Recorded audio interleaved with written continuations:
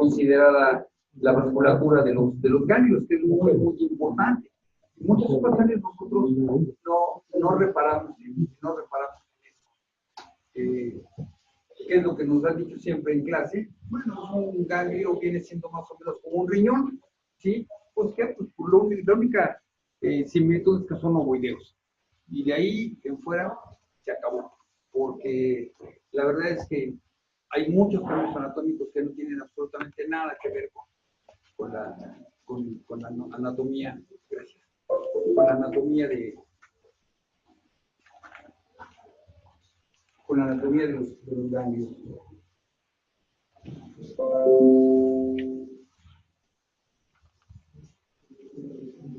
Hasta me digo que están todos cómodamente sentados. No, les voy a pedir de vez en cuando que alguien me conteste algo, si no, todo el mundo va a estar aquí roncando. Bueno, ok.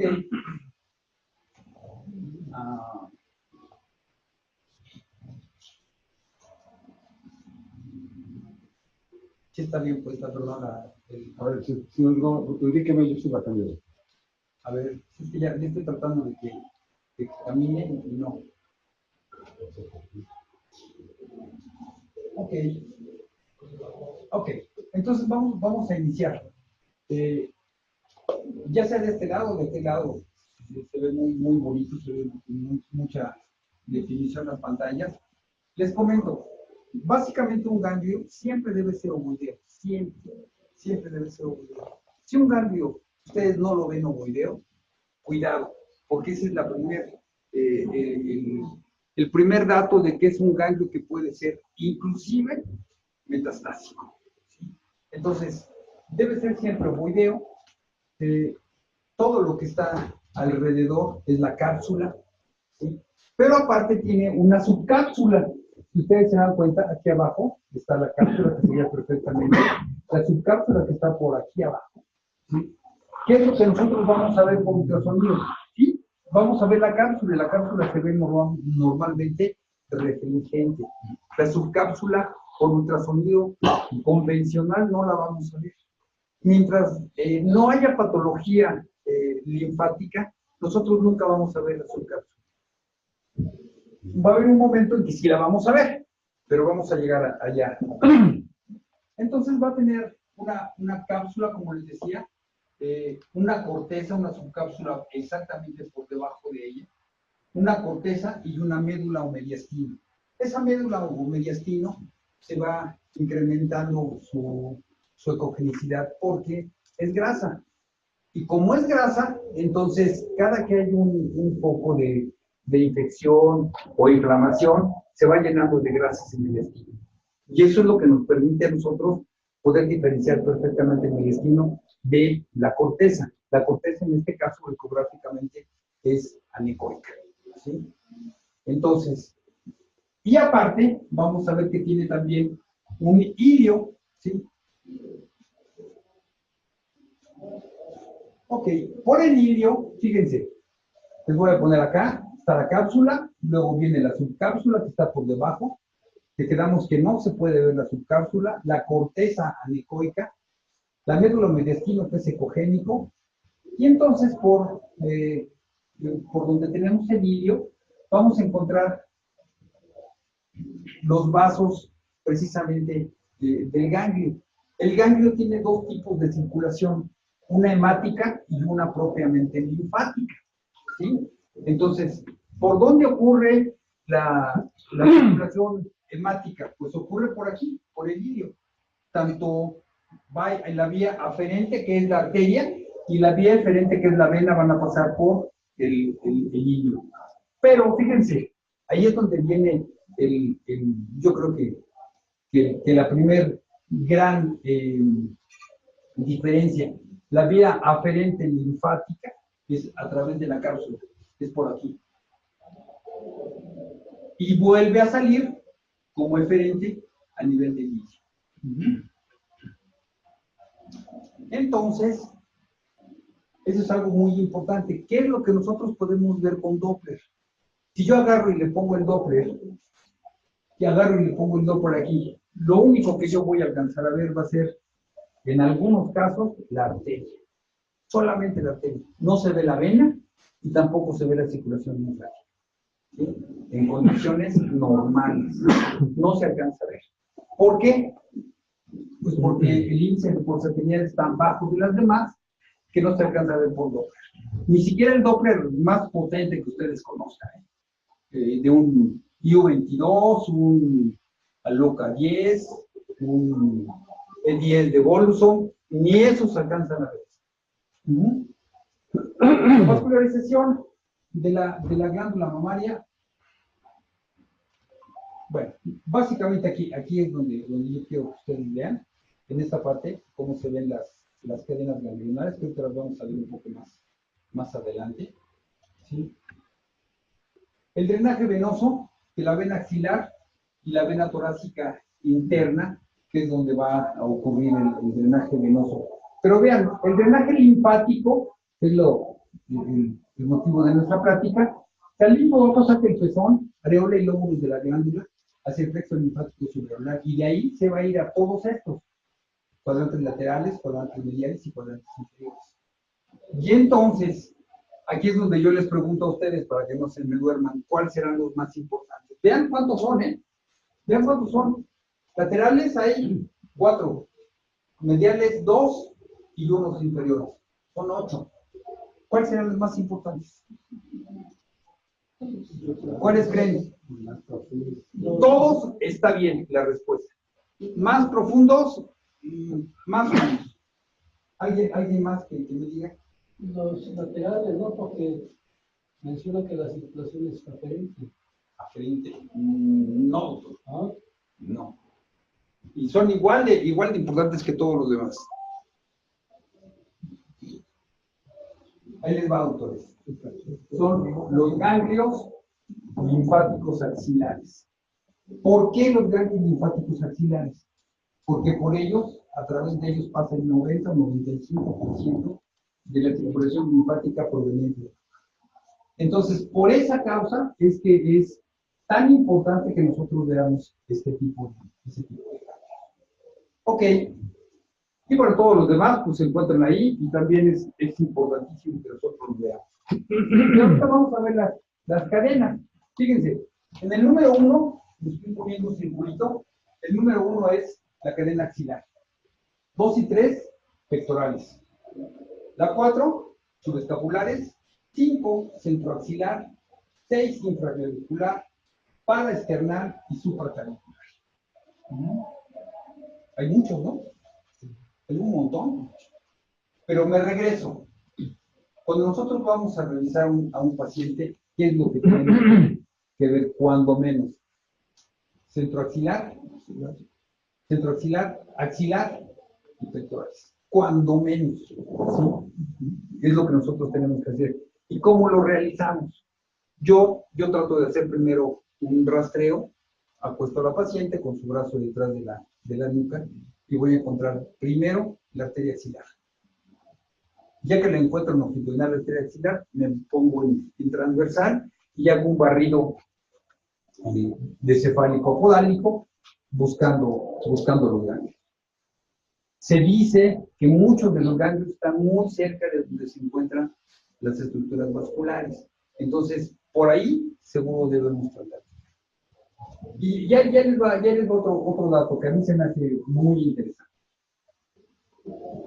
¿Ustedes creen que todas las mujeres deban tener, y no nomás mujeres, mujeres sí, mande? No, adelante, doctor. Todos nos despertó. Hasta yo me desperté. Bueno, ¿cómo se sienten más a gusto con luz apagada o así? Ustedes díganme. ¿Sí se ven bien? Se ve bien. Lo que pasa, doctor, que tenemos gente por internet para que lo vean también a usted, independientemente de la presentación. Ok, muy amable, gracias. Por eso. Bueno, les decía, yo les comentaba, eso de saber que no está en la televisión da ciertos nervios. Ok, les decía yo, en relación a las mujeres, y no nada más a las mujeres, también a los hombres, más o menos, ¿ustedes creen que deban tener ganglios visibles o no? Sí. A ver, vamos a hacer una pequeña encuesta. Levanten la mano los que digan que sí. Ok. Entonces, los demás no. Los demás no. A ver, los demás. Y vamos a hacerle como en la Cámara de Senadores y las abstenciones. Pues miren, doctores, la verdad es que todos debemos de tener ganglios. Todos, visibles. Visibles. Se supone que y esto viene, esta es una cita bibliográfica del libro del doctor Stavros. Los niños, después de 12 años de edad, es mucho más fácil poder encontrar ganglios linfáticos axilares. Entonces, si ustedes están viendo un paciente, ¿sí? Una paciente joven o de la edad que ustedes quieran, que ya pase de 12 años, seguramente deben encontrar ganglios, ¿sí? Entonces, hay que tardarnos un poquito más, hacer la búsqueda más minuciosa y seguramente vamos a encontrar ganglios. Seguramente, ¿sí? Vamos ahorita a ver que hay ganglios de 3 tipos. Los ganglios que son ganglios normales, los ganglios reactivos inflamatorios y, por fin, los ganglios metastásicos. Pero los vamos a ir viendo paso a paso. En este punto, fíjense, en el punto 7, en el punto del paraesternal. En el punto del paraesternal es importante porque antes decían que si nosotros encontrábamos un ganglio paraesternal, era entonces un ganglio centinela. Que si había un paraesternal, seguramente iba a haber cáncer. Después lo cambiaron por el ganglio de Rotter. Ahorita vamos a ver dónde se encuentra el ganglio de Rotter. Y después, también el ganglio de Rotter ya lo echaron para abajo. Entonces, el primer ganglio que encontremos nosotros con características metastásicas, ese va a ser el ganglio centinela. ¿Ok?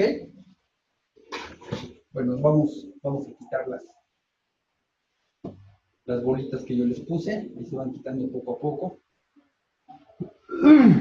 Tal vez en un lugar 9 yo pondría ganglios intramamarios, porque también hay ganglios intramamarios, son mucho más raros, pero también hay ganglios intramamarios. Los ganglios intramamarios más o menos deben de medir alrededor de 6 milímetros como máximo, pero sí hay ganglios intramamarios, ¿sí? Veamos igual aquí, supraclaviculares, ganglios subclaviculares, linfáticos axilares en el grupo de la región central, los centroaxilares, los supraxilulares. Y fíjense, hay algo también, me voy a regresar un poquito a esto. Este se me hace muy bonito. Si yo, por ejemplo, empiezo a hacer la revisión y busco en el 1, 2, 3, 4 y 5, si voy hasta ahí y no encuentro yo mayor cosa, puedo ya pasar a revisarla. Pero ¿qué tal que yo me encuentre un ganglio metastásico ahí? Entonces hay otras indicaciones. Hay indicaciones de venirnos directamente al 8, que es el supraclavicular, ir al paraesternal, o bien inclusive ir a buscar dentro de la cadena cervical. Seguramente, si hay ganglios metastásicos, vamos a encontrar ganglios metastásicos en otras partes. Eso me lleva a preguntarles, ¿qué es más rápida? ¿Una diseminación linfática o una diseminación hemática? ¿Qué piensan? A ver, vamos a hacer otra vez una encuesta. ¿Quién está a favor de la linfática? Ok, muy bien. ¿De la hemática?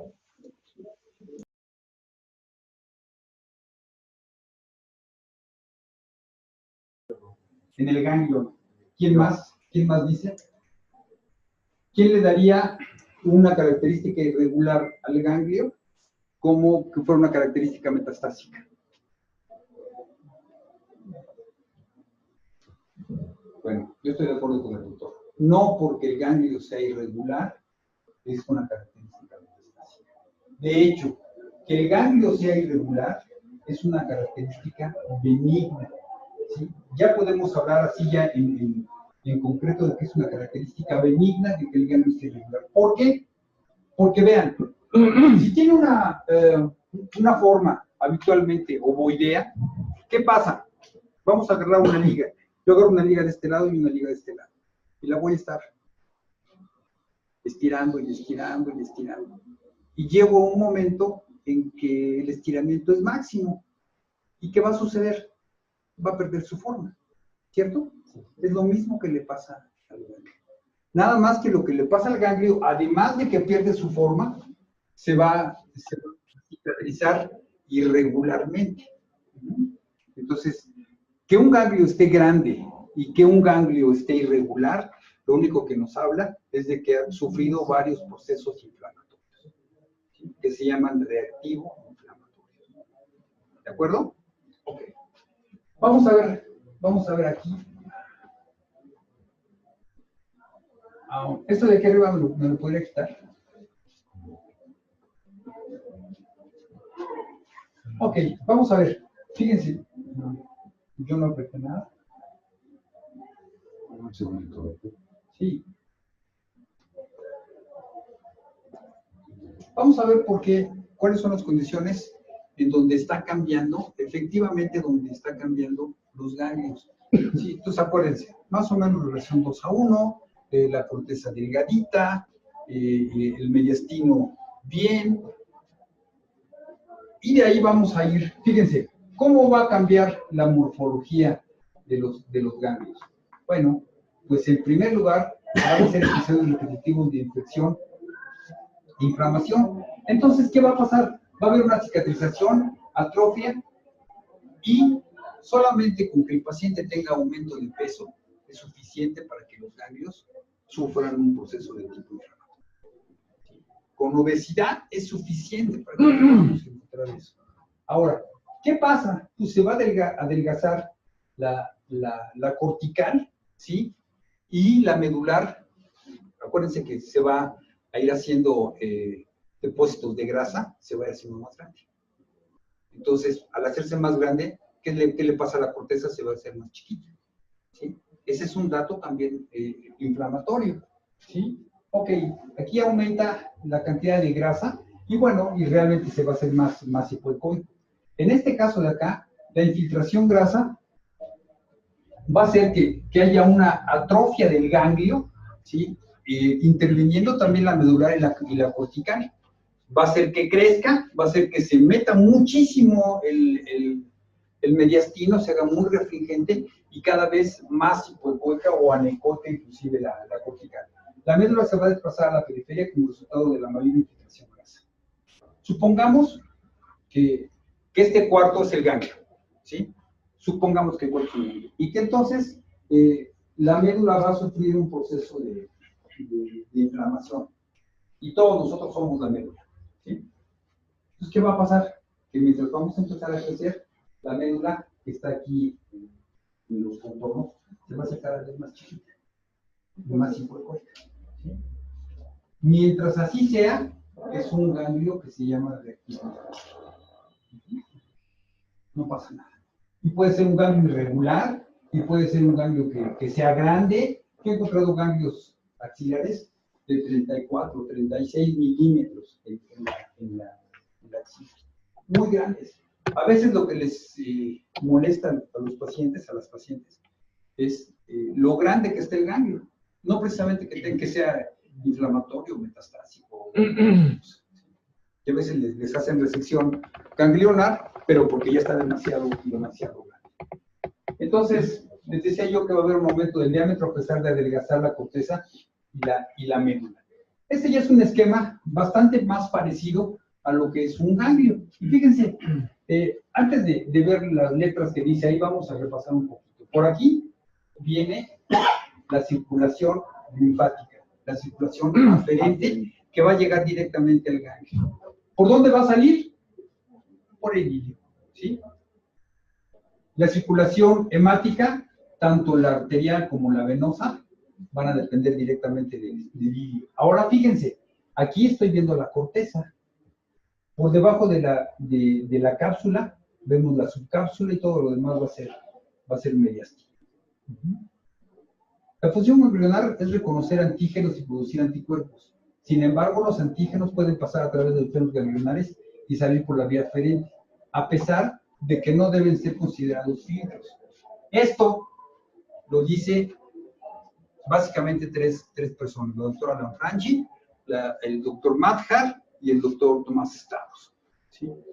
Lo que yo me pregunto es que, bueno, si reconocen antígenos para producir anticuerpos, ¿no es un filtro? ¿Y por qué abajo ponen que no es un filtro? ¿Sí? O sea, yo pongo que me voy a ir de aquí a la Ciudad de México por la autopista, pero entonces yo les digo que si voy por esa autopista no voy a llegar a la Ciudad de México. O sea, no entiendo. Las metástasis finalmente se van a implantar en los senos subcapsulares. ¿En dónde se van a implantar? Subcapsulares. Inicialmente, ¿sí? El implante cortical de las metástasis de mama provocan cambios morfológicos que estos sí van a poder ser detectados por el ultrasonido. Y fíjense, el ganglio tiene una sola arteria, la cual ingresa a través el Doppler color o Power, la vena habitualmente no puede ser vista. Las arterias y venas de los ganglios entran y salen a través del hilio en condiciones normales y los vasos sanguíneos no penetran la cápsula. Las ramificaciones arteriales transcapsulares se observan en ganglios linfáticos con metástasis. Ustedes ven aquí, se ven ya irregulares, pero no que sean irregulares quiere decir que tengan una característica metastásica. El hallazgo más frecuente que indica cicatrización es adelgazamiento irregular de la corteza. Entonces, regresamos al ejemplo. Ya crecimos todos estos en mediastino, ¿y qué va a pasar? Que la corteza se va a hacer chica. Cuando encontremos una corteza pequeña, indudablemente es un ganglio de tipo reactivo inflamatorio, ¿sí? Un ganglio que es normal, ¿sí? Dice, cuando este tiene cicatrizaciones severas y atrofia focal no son visibles al ultrasonido. Varios segmentos del engrosamiento focalizado de la corteza es una característica morfológica de los meses. La inflamación produce vasodilatación arterial, pero no provoca neovascularización. Si tenemos esta arteria, que es la arteria ganglionar, ¿qué le puede pasar? Bueno, pues que la podemos ver que crece, ¿sí? O sea, pero es una arteria, simple y sencillamente vamos a ver que se vasodilata, pero no vamos a ver que haya implantación de varios focos de neovascularización en otras partes. ¿De acuerdo? Fíjense. Vean, ahí le estoy definiendo cómo se ve el ganglio y cómo se ve la vascularización aquí. Vamos ya directamente a los datos. A mí me gusta hacer tablitas y de alguna forma para poder entenderle yo, y bueno, se las paso. Los ganglios, que son ganglios ovoideos, son los ganglios normales. Cuando estos ganglios tienden a hacerse esféricos, ya los tomamos como ganglios anómalos. La mayor importancia reside en los rasgos morfológicos de la corteza, del mediastino y de la cápsula, ¿sí? Vamos a ver ahorita todos los demás. Vean, igual, ¿cómo dirían ustedes que está aquí la corteza? Delgadita, ¿no? Pequeña y delgadita, ¿sí? ¿Sí? Y sí tiene irregularidades, vean, sí tiene irregularidades el ganglio, pero quedamos que esas irregularidades, como bien dijo el doctor, no son características metastásicas, ¿sí? Y también vemos esta de acá arriba, aquí se ve muy pequeñita la corteza, acá de este lado un poquito más grande, pero el mediastino abarca casi toda la mayor parte. La infiltración grasa modifica la morfología del ganglio mediastino secoico. La médula atrófica es una capa fina y ecogénica. Y luego vamos a enumerar todos los datos que nos van a dar un ganglio metastásico y ahorita los vamos a ver uno por uno. Determinación de un ganglio linfático o de otro tipo de nódulo, ¿sí? Porque nos van a mandar, seguramente nos van a mandar, tiene una tumoración axilar en este caso, estamos viendo axilar, determinar su origen.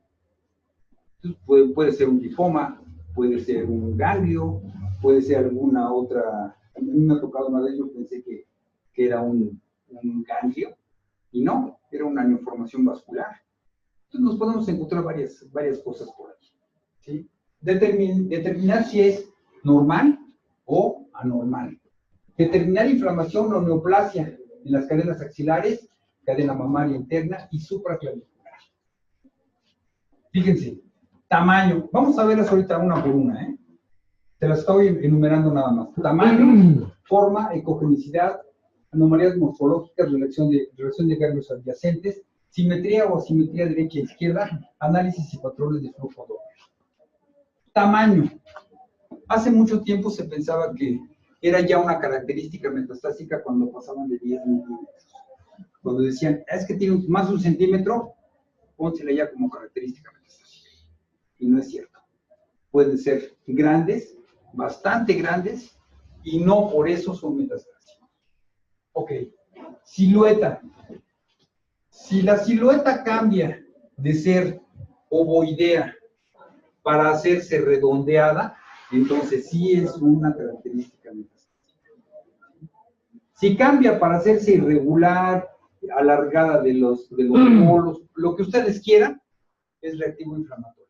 Solamente cuando la morfología cambia a hacerse esférica o redondeada, ese es otro dato de metástasis.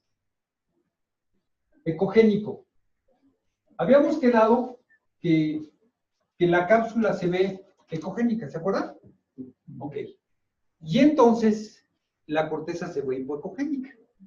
Cuando la corteza llega a formarse marcadamente hipoecoica, ¿sí? Están ecoicas, se hace mucho más anecoica, también ese es un dato de metástasis. Los cambios morfológicos se van a centrar en la corteza del ganglio, más la frecuencia inicia con la acumulación de cuadrante superior externo, afectando mediastino y corteza. La afectación inicia de la subcápsula, la cápsula al interior. ¿Sí? Entonces va a empezar de la parte de afuera hacia adentro. Bien. ¿Cuáles son las anomalías morfológicas que vamos a encontrar?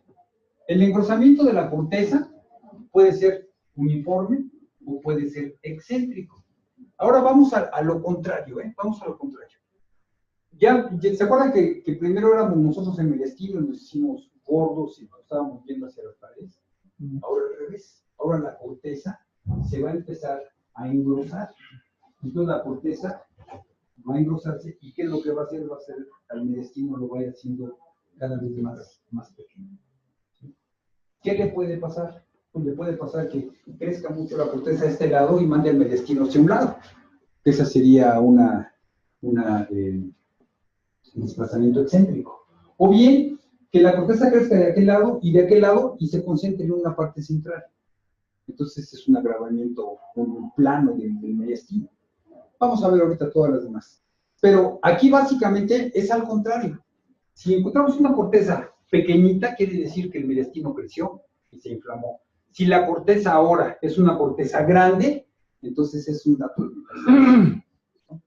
¿Cómo puede ser el crecimiento? El crecimiento puede ser uniforme o puede ser excéntrico. ¿Sí?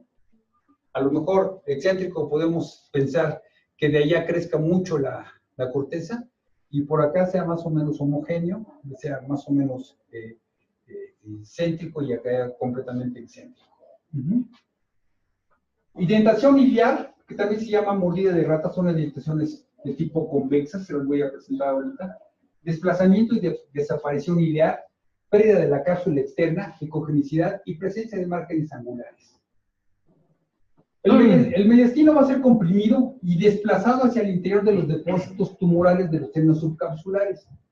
Tienden a crear abultamientos en los contornos focales y también tienden a crear lobulaciones. Los depósitos profundos crean indentaciones convexas hacia el mediastino. Ambos producen ensanchamiento de la corteza en la primera etapa y posensanchamiento difuso. Hace ratito que pregunté y el doctor me contestó. ¿Quién me respondió de que los ganglios profundos? ¿Usted era doctor? ¿Fue usted el que me dijo de los ganglios profundos? ¿Quién fue? Usted. Bueno, se refiere a esto, doctor. Se refiere a esto, a las indentaciones sobre todo de tipo convexas. ¿Por qué? Porque esas indentaciones de tipo convexas son indentaciones muy profundas y que se van haciendo muy excéntricas. ¿Pero qué creen? Parecen como si fueran mordidas de rata. Por eso se le llaman mordidas de rata o indentaciones convexas. Ahorita se las voy a presentar. Vean, si yo veo, aquí sí me podrían apagar la luz un momentito nada más, solamente porque vamos a ver imágenes y ya ahorita ya prendemos la luz. Fíjense, aquí en la primera, Y en la A son ganglios normales. Se los voy a cambiar ahora por imágenes. Vean, esta es una imagen de un ganglio normal, y en la A es un ganglio normal. Vean cómo se ve aquí la corteza delgadita. ¿Sí ya la vieron? ¿Sí? Y aquí se ve más o menos uniforme, pero todo está uniforme. Una relación de más o menos 2:1. Pero ya empezamos a ver que aquí la corteza está creciendo excéntricamente y está haciendo que se vaya el mediastino hacia un lado. Vean. ¿Ya lo vieron? Aquí estas son las indentaciones convexas, que son las mordidas de rata. Hay dos formas, este es el aplanamiento grave del mediastino. Hay dos formas de aplanamiento grave. Una forma como en esta, que es aquí central, y otra que es como apantalonada. ¿Sí la ven? Pero en las dos, la corteza ya creció muchísimo. Y esos son datos, definitivamente, datos metastásicos. En esta de acá, ya creció mucho, y ahora el mediastino está alejado completamente. ¿Sí? Vean, está hasta acá abajo. Aquí ya se redondeó por completo. Ya se redondeó. Y la última, si fuera realmente así, con espiculaciones, sería mucho más fácil verla. Se llaman márgenes angulares. Pero vean, esos son los márgenes angulares. Ahí pierde ya hasta la forma redondeada que se tenía inicialmente, ya la pierde. Ya es otra forma completamente distinta. Vamos a ver una por una. Una forma redondeada, ¿cómo se ve? Pues se ve así, se ve más bonita. Proliferación excéntrica de la corteza. Está creciendo ya la corteza, por supuesto. Acá, proliferación excéntrica de la corteza. Vean cómo lo vemos aquí. Y vean aquí. Aquí. Aquí hay un ganglio y aquí hay otro ganglio. Este ganglio de acá tiene un aplanamiento grave del mediastino. Casi todo lo demás es corteza. Ahorita lo vamos a ver en otro que está acá. Indentaciones convexas o mordidas de rata. ¿Sí las ven? ¿Ahora sí las ven? Sí. Fíjense, yo lo quito y le pongo, y ahora sí lo podemos ver, que son las indentaciones convexas. Aplanamiento grave del mediastino.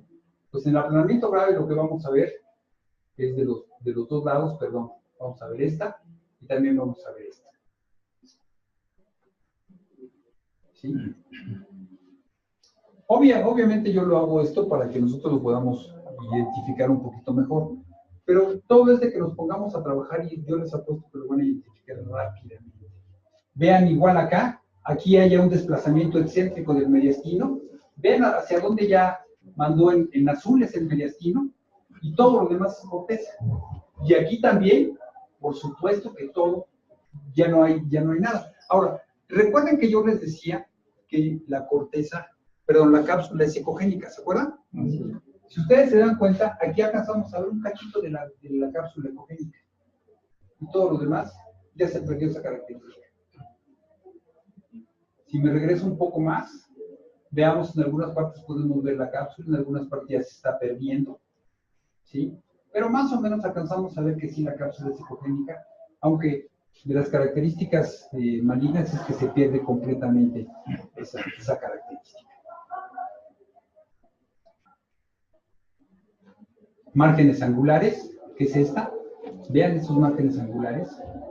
Ahora, lo más interesante de esta plática que a mí se me hace es que si nosotros podemos evaluar los ganglios, vamos a evaluar ganglios en cualquier parte del cuerpo.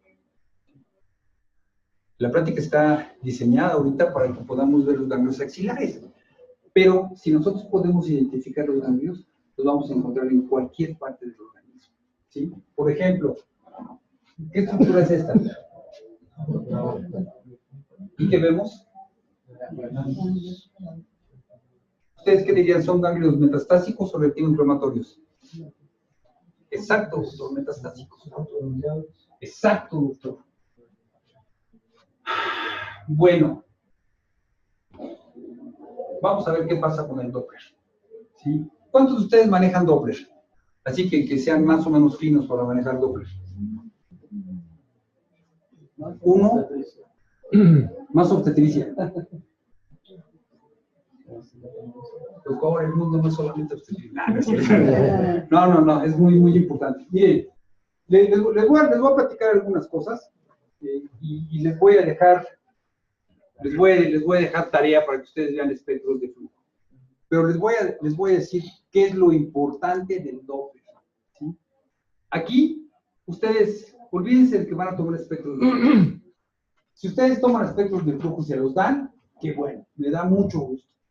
Porque vamos a ver por ahí si es que hay posibilidad de que sea metastásico o no, ¿sale? Pero ahí les va otra. Cuando ustedes prenden el mapeo Doppler, nos vamos a encontrar muchas cosas muy interesantes. Como que, ¿qué cosa era lo único que podíamos ver nosotros dentro del ganglio? La arteria ganglionar. ¿Por qué? Porque era la única que tenía el índice de pulsatilidad, ¿cierto? Pero ahora, yo les dije en el transcurso de la plática que por donde empieza a tener neovascularizaciones por los espacios subcapsulares. Y entonces vean, aquí empieza por los subcapsulares. Nosotros no deberíamos ver ninguna otra cosa dentro del ganglio que no fuera tal vez esta, ¿sí? Y vean nada más cómo se ve hacia adentro. Todo eso es neovascularización. Todo. Vean esto. Terriblemente aumentado la neovascularización. ¿Sí? Todo lo que está allá a un lado, ahorita ustedes obvien. Esto de aquí, obvien. Vamos a hablar un poquito de espectros de flujo, pero más adelante. Quiero que vean las imágenes. Vean esa imagen. Terrible, ¿no? Vean nada más, eso es un ganglio. Esto yo lo tomé de una página de los equipos Philips del IU-22. Se ve precioso el estudio. Vean esto. Vean. No debería de haber dentro del ganglio ningún tipo de vascularidad. Y lo más interesante a veces, ¿saben qué? Es que el ganglio no está ni tan redondeado. Puedo alcanzar a ver mediastino y de repente le prendo el Doppler y ¡pum! Se prenden los colores por todos lados. Entonces, antes de que nosotros veamos que hay cambios tan importantes morfológicos, puede ser que ya haya neovascularización en cualquier otra parte de esto. Y aquí, en esta imagen de aquí, ¿qué estamos viendo aquí, doctores? ¿Qué es esto? Un páncreas. ¿Y qué le ven? Se ven ganglios, doctor. ¿Y cómo son esos ganglios? Usted diría que son ganglios retinos-inflamatorios o metastásicos.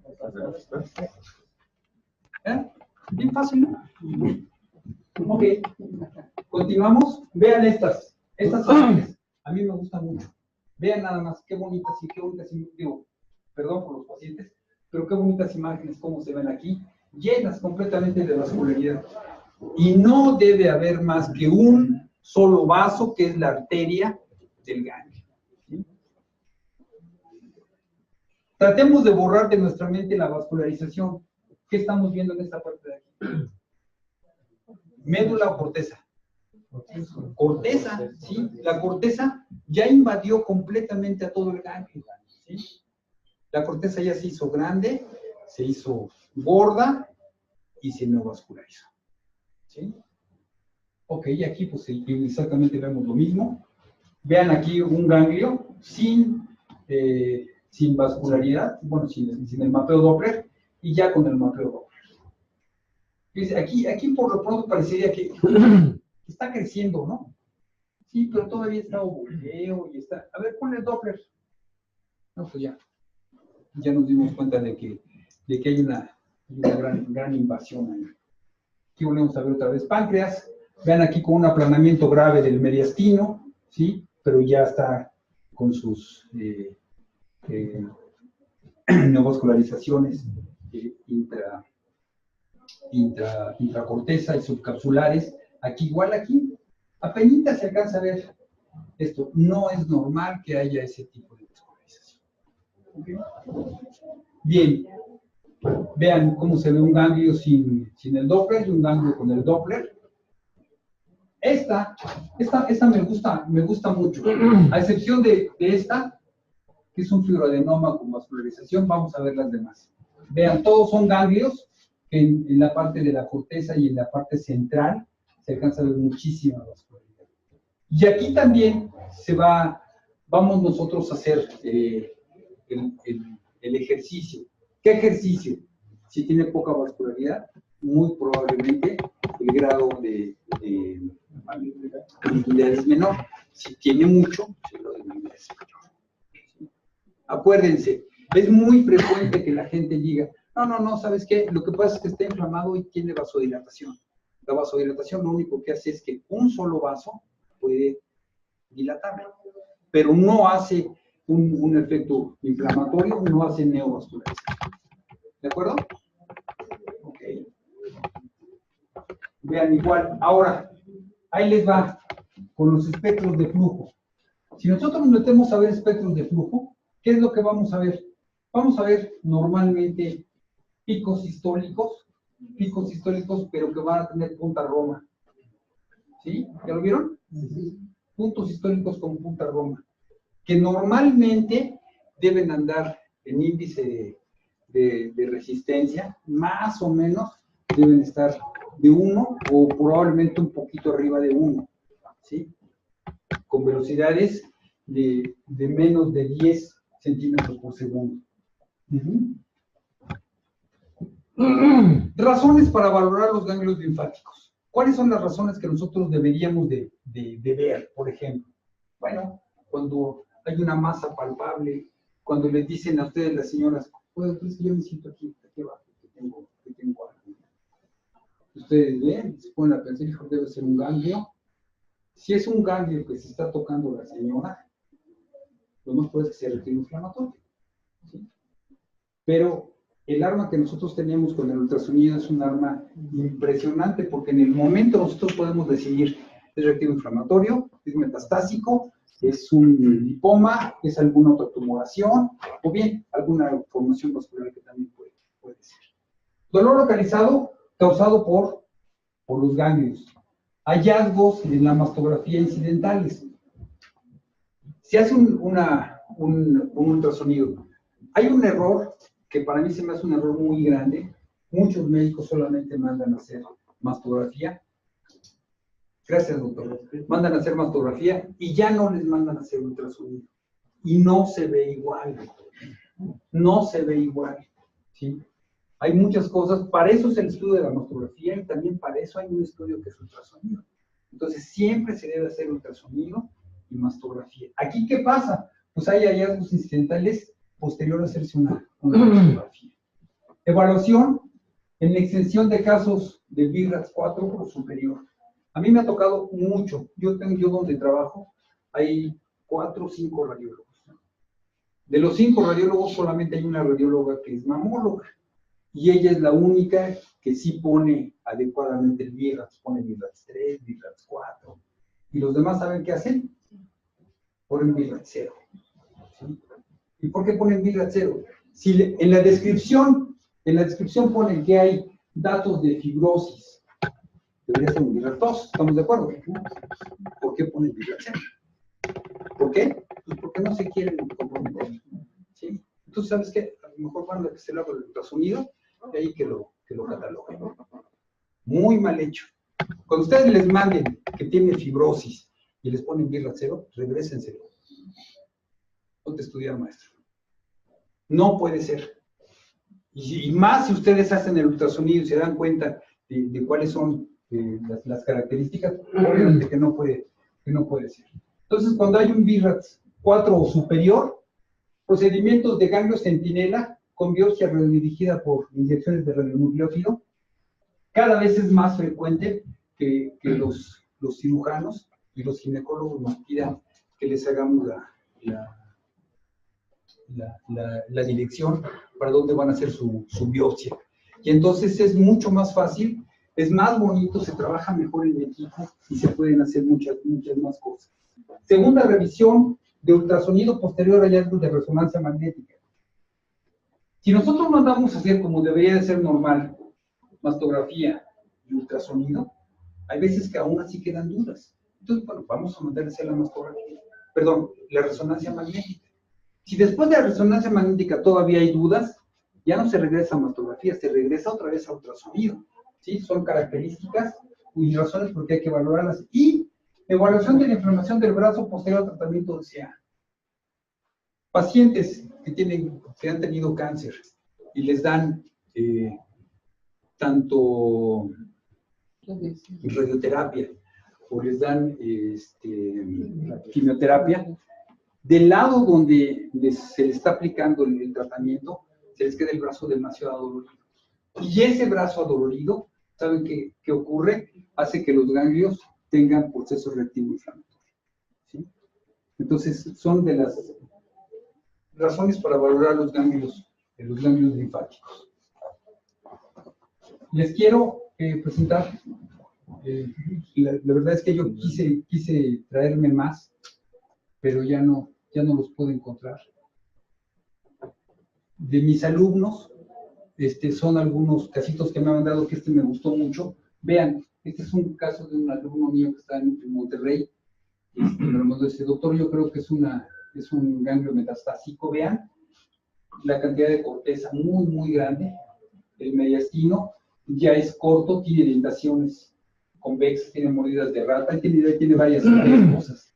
¿Sí? Otro que me mandó, vean, este ganglio está completamente redondeado, pero no está vascularizado, probablemente de aquí. Pero vean estos dos.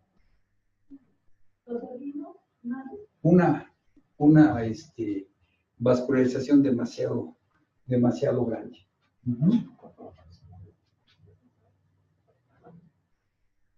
Bueno, esta es la práctica. Si tienen alguna duda, alguna pregunta, con todo gusto. Sí, doctor. Perdón. Debemos quitarnos la idea entonces de que el tamaño de los ganglios no quiere decir benignidad o malignidad. Cuando el ganglio está inflamado, cuando el ganglio está grande, tiene más características de ser reactivo inflamatorio. Pero se manejaba. Sí. No, y de hecho, en algunos libros así, más o menos lícitos, uno ve y dice, característica metastásica, más de 10 milímetros es característica metastásica. Y eso ya se echó por tierra. Gracias. Sí, doctor. Pues me llamó la atención al inicio de la plática, no sé si lo entendí malo. Me llamó la atención que usted nos comenta de que al inicio de la exploración por ultrasonido de mama, iniciamos por los ganglios, y si los ganglios están normal, no hay muchas probabilidades que la mama estuviera normal. Me llamó la atención ese cómo lo comentó, no sé si lo entendí mal o efectivamente en su experiencia usted inicia por la exploración del Yo siempre inicio por axila, siempre. Si yo veo que en la axila hay ganglios reactivos inflamatorios, me voy con más seguridad a hacer mi rastreo. Pero si yo en las axilas encuentro metastásicos, ya desde ahí voy pensando que tengo que hacer con mucho más detenimiento el rastreo. Y yo, en alguna ocasión ya les dije, yo no hago los rastreos como los hace todo el mundo. Yo no hago los rastreos conforme la forma radial o antirradial o del césped, yo no los hago así. ¿Sí? Yo lo que hago es muy sencillo, lo que yo hago es una técnica que más que otra cosa es que yo la hago porque no me pierdo, yo me voy por cuadrantes. El primer cuadrante que tiene la mayor cantidad de tumoraciones malignas, ¿cuáles son, doctores? El segundo, interno. El tercero, no.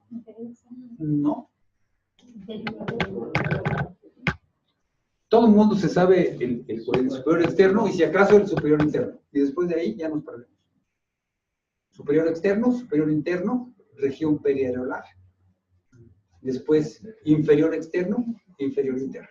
¿Sí? Y yo me voy por cuadrantes. Y yo hago una revisión transversal y longitudinal de cada cuadrante. De cada uno. Y ese es el orden que yo sigo.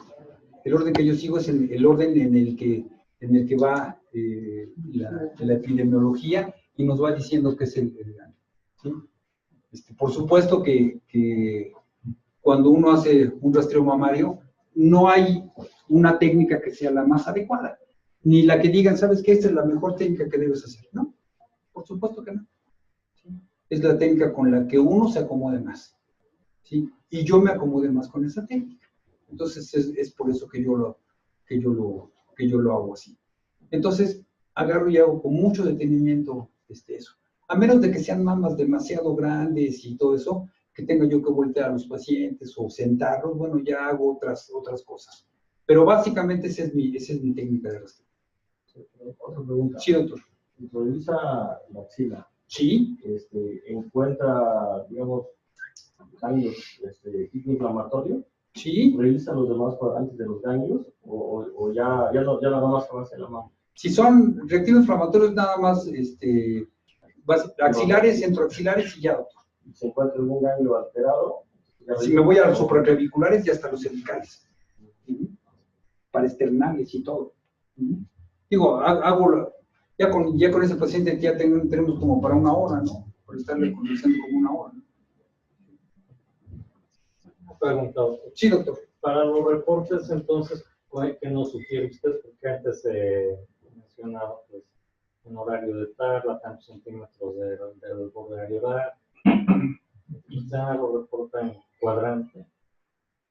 ¿O todavía sigue usando? Bueno, para referir la lesión. Cuando ya una vez, doctor, que utilizamos la clasificación de BIRATS, más que otra cosa se hace respecto a la clasificación de BIRATS. Sí le pongo cuadrante superior externo, le pongo en qué línea se encuentra, en qué línea, en qué profundidad se encuentra, y a cuántos centímetros se encuentra esa lesión de la piel. ¿Sí? Pero sí sigo utilizando, por supuesto que hay que utilizar el cuadrante superior externo, en el radio de las 10, línea B, profundidad 2. ¿Sí? A tanto de eso. Y bueno, es mucho más fácil y menos nos podemos perder. Sí, es una clasificación que todos manejamos. Sí, gracias. También se ha visto que cuando se detectan ganglios como de exploración, a veces no hay nada en la glándula y si hay ganglios. Sí, doctor. Fíjese que sí me ha pasado eso. Sí me ha pasado que yo encuentro ganglios metastásicos y a la exploración de la mama no hay. ¿Y sabe qué también me ha pasado? Que reviso el lado derecho y encuentro un ganglio metastásico y la lesión cancerosa del otro lado. ¿Sí? Pero eso también habla sobre la simetría. ¿Sí? Y sobre todo cuando nosotros encontramos algunas características y esas características no están vascularizadas, quiere decir que sí hay cambios, pero que la malignidad es un poco menor, ¿sí? La agresividad es menor, pero cuando ya hay cambios de vascularización, la agresividad es muchísimo. ¿Alguien más? ¿Todos me entendieron muy bien? Nos cambia completamente el panorama. Sí. Saquen una hoja, vamos a hacer un examen. Bien, yo creo, sí, doctor. ¿Nos podrían decir si hay alguna ventaja cuando se hace en la astrología al realizar valoración de mama en relación a la ultrasonido? Sí, doctora, ¿cómo no? Muchísima. En la elastografía lo único que nosotros vamos a ver es si el tejido es más suave, ¿sí? Inclusive en la elastografía dice soft y hard. Es lo que nosotros vamos a ver. ¿Sí? Y dependiendo del color que usted esté utilizando, si es rojo o azul. Si nos vamos por ejemplo, al lado azul, vamos a suponer, estamos viendo una tumoración mamaria. Las tumoraciones mamarias normalmente son más pétreas, son mucho más duras que una tumoración como un fibroadenoma, que puede ser también sólido, pero no extremadamente sólido. Entonces, si nosotros ponemos de elastografía, nos va a dar el color de un tejido mucho más fuerte, de un tejido mucho más denso. No me gusta hablar de denso porque nosotros no vemos densidades, pero sí nos va a dar la idea de que no es un tejido suave, es un tejido mucho más complicado. Yo les voy a presumir porque en mi clínica me llevaron un equipo con elastografía, con vista panorámica, un equipo bonito. Y estoy haciendo mucha elastografía. Y es excelente, excelente. Yo veo, por ejemplo, un quiste complejo, por decir algo, pues se ve suave y en la parte donde hay, no sé, lo que pueda ser un sangrado, grasa o lo que sea, me da un color intermedio, pero cuando me da calcificaciones internas, pues ya empiezo a preocupar. Pero sí es muy bueno tener esto. ¿Sí? A veces no le agarro la onda de inmediato, pero no es tan difícil y tiene muchos beneficios. Yo, bueno, les comentaba que yo en la clínica donde estoy, yo veo mucha gente, ya no veo niños, es muy poco lo que veo yo de niños. Entonces veo yo mucho músculo esquelético, mucho músculo esquelético. Y llegan, por ejemplo, pacientes de 70, 80 años, 60 años, pero con problemas del hombro, que ya tienen, no sé, 3 años, 4 años que tienen problemas del hombro. Entonces, cuando yo les empiezo a revisar, se ve como muy fibroso, y no alcanzo a ver muy bien.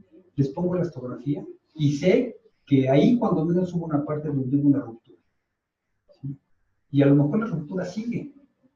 Lo más impresionante es que los pacientes se acostumbran al dolor. Y uno les dice que haga ciertos movimientos y los pacientes lo hacen. Mucho más las mujeres. Los hombres son muy más chillones. Pero no, las mujeres, impresionante. Yo he visto señoras con rupturas de ambos supraespinosos que hacen sus cosas perfectamente. Levante sus manos, haga esto, haga lo otro, y todo lo hacen perfectamente bien. ¿Le molesta? Sí, un poquito. Oiga, ¿y usted qué hace? Mi comida de todos los días, atiendo a mi esposo, atiendo a mis hijos, voy por el mandado.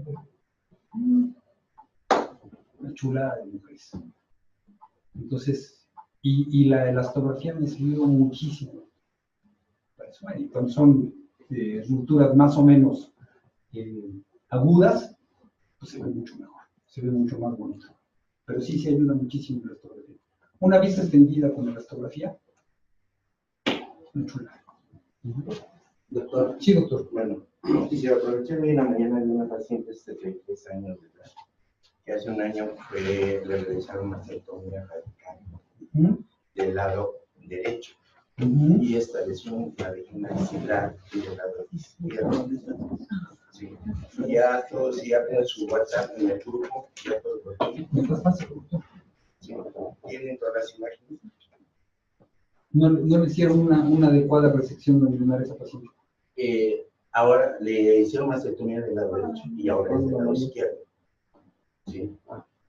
Tiene ya los dos lados. Si le hicieron de ese lado y de este lado. Es un corte, ¿no? Una corte transversal. Todos ya lo tienen en su grupo. Sí.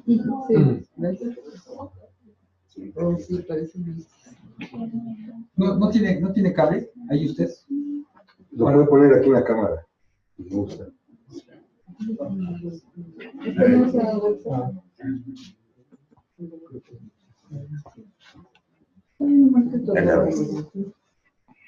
¿Qué equipo tiene, doctor? Un Alpinion 7. El que me acaban de llevar, doctor, es un Alpinion 8. en esos casos. Ese que me acaban de llevar. Sí, miren, vean lo que les dije. Si ustedes se dan cuenta aquí, hay mucha corteza, y aparte de la corteza, separen un poquito.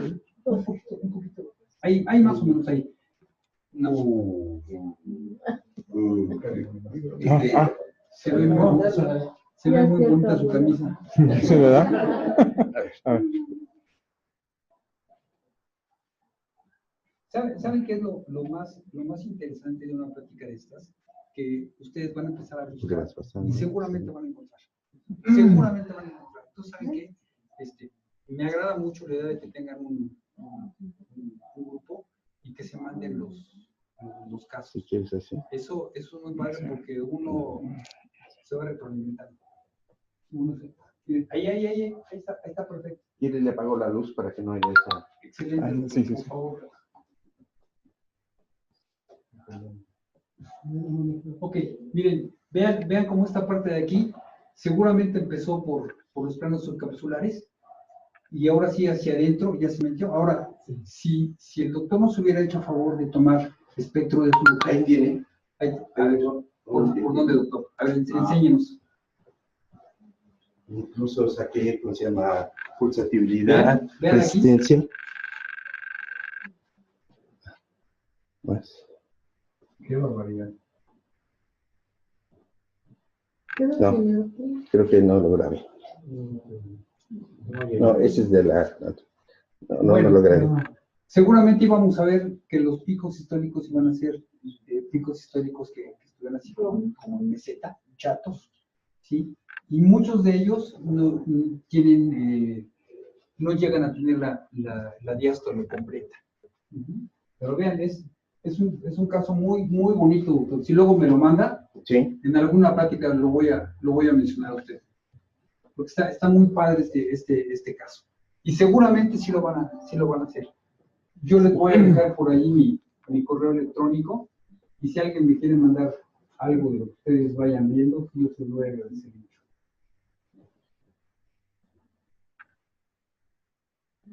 Es donde yo estoy, como es una clínica de concentración, veo muchísimos pacientes, pero bueno, obviamente estos ya son casos ya más específicos de consultorio, ¿no?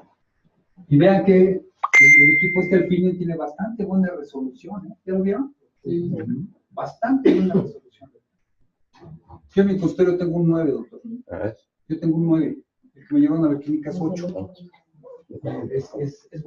Es bueno el equipo. A mí me gusta.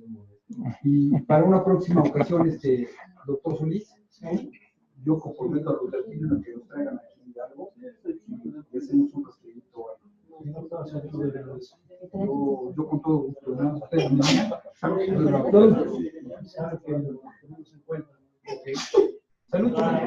Muchas gracias, doctor. Sí.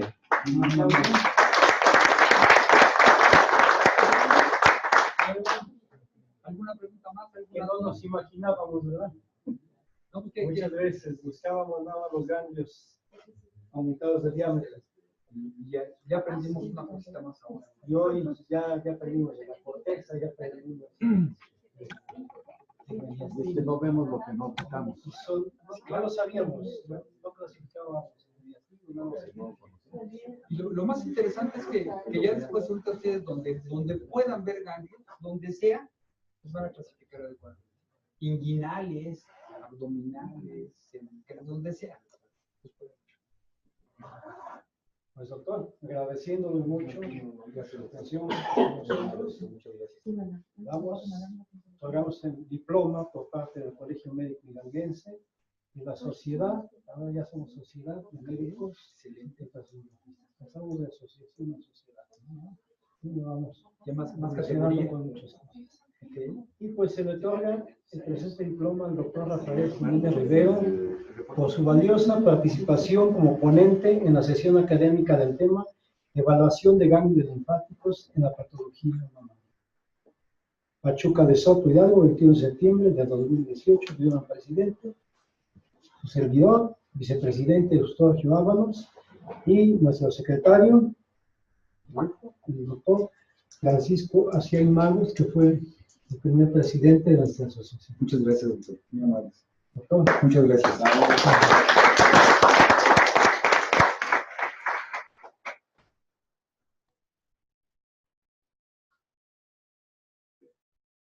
Se va directo al consultorio. Muchas gracias. Agradecemos mucho. Muy amable. Muchas gracias. Y bueno, ya saben, cuando me inviten aquí volveré a venir a darles data. Muchas gracias. Sí, verdaderamente no sé qué opinan ustedes. Para mí es un excelente ponente con experiencia propia, no nos trae referencias